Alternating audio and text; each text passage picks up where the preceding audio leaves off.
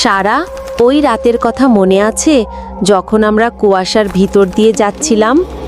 হ্যাঁ মুনা, আমার তো মনেই পড়ে।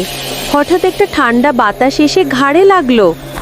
আর মনে আছে আমার সামনে হঠাৎ একটা কালো ছায়া চলে গেল, এমন ছায়া যার কোনো মুখই ছিল না।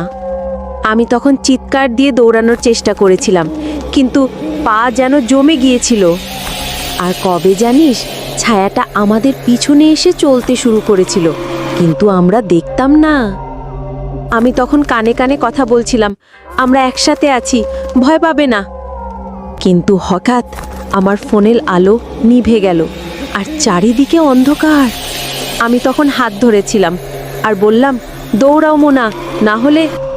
দৌড়ে বেরিয়ে আসার পরেও রাতের কুয়াশায় ওই ছায়াটা যেন আমাদের চোখে চোখ রেখে গেছে।